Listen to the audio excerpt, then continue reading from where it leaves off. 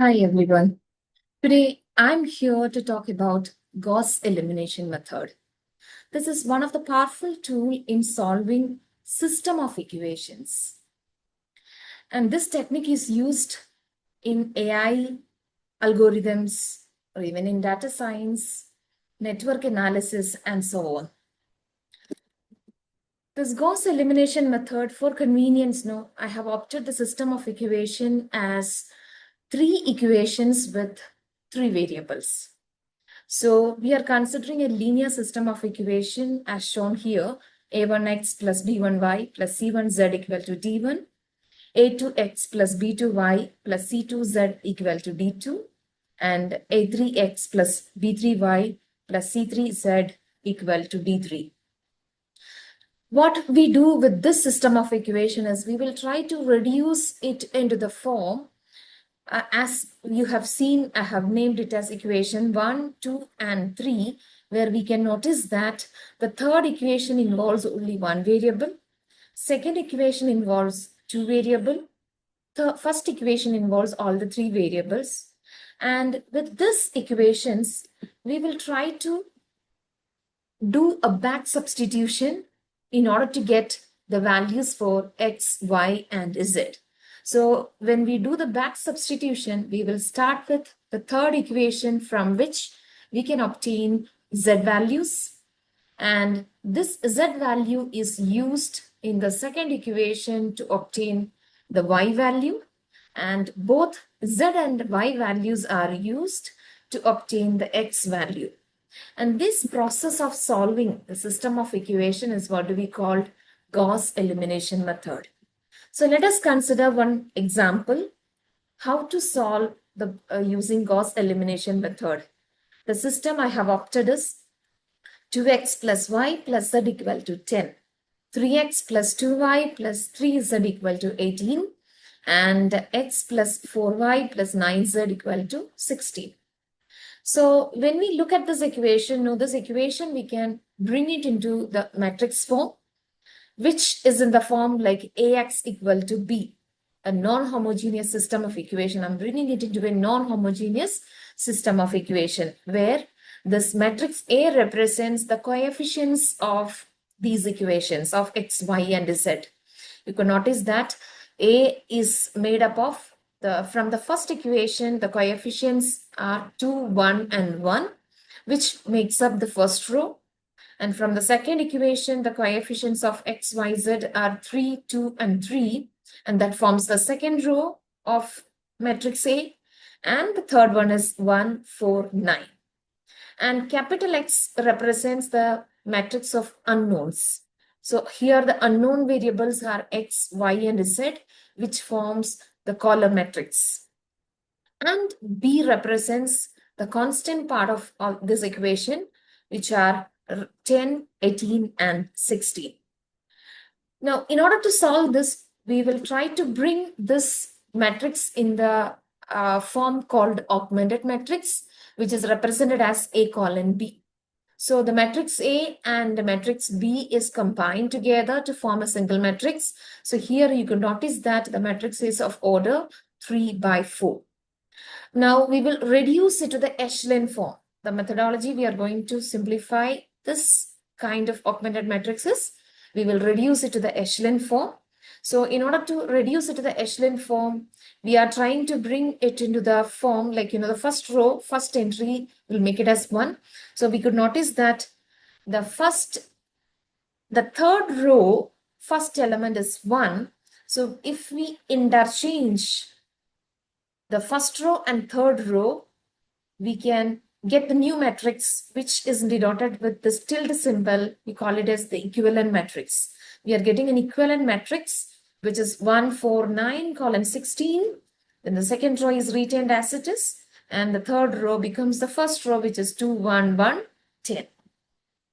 Now, your task is to make this below the first element, first row, first element, 1. Below you could find 3 as well as 2. We have to make these two entries as 0. So we need to frame the rule in such a way that those entries are going to be 0. So how do we frame the rule for that? Yeah, you could notice that R2, so the change is going to apply for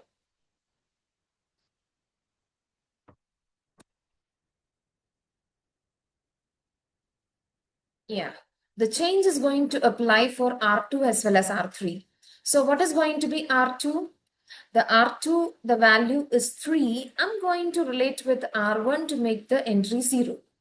So 3 minus 3 times 1 will make that entry 0. So how do I frame the rule?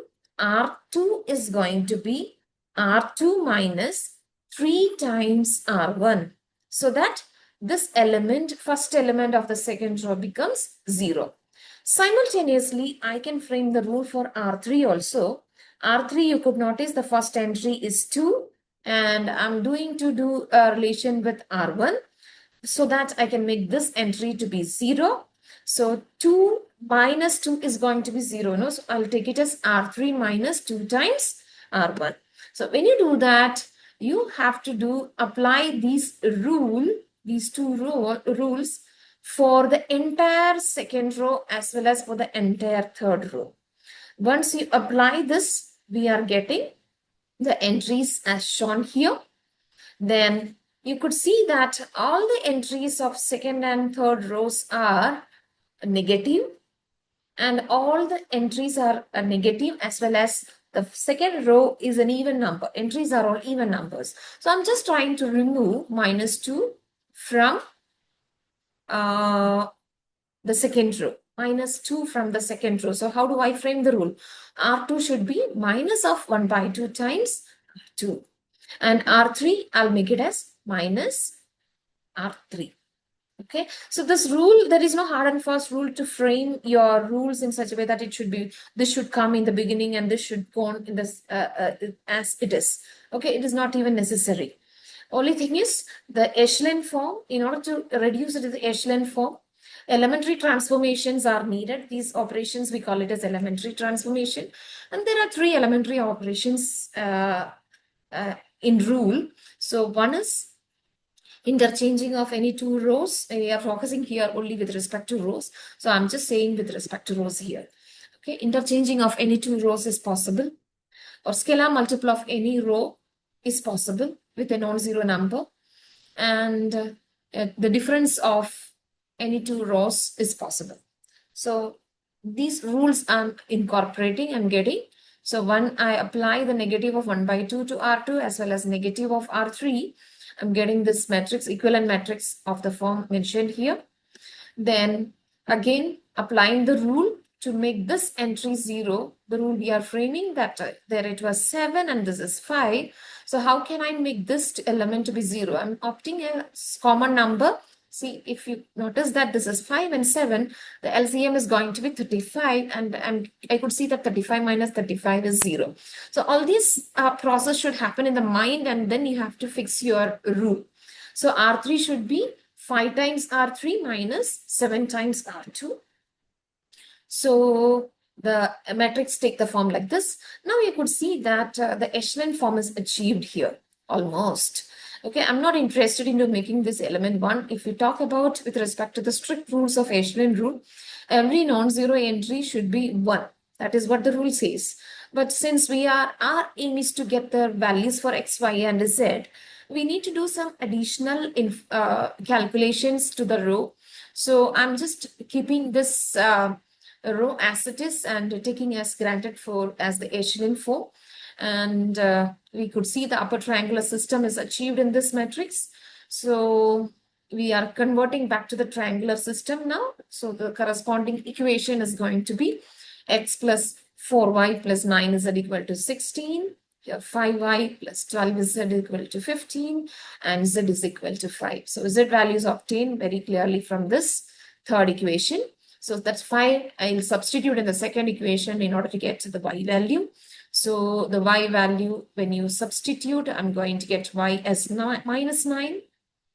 Now taking this z and y in equation number 1, so you will get the x value as 7. So I'm concluding here the solution to this system of equation using Gauss elimination method is x is equal to 7, y equal to -9 and z is equal to 5. Thank you.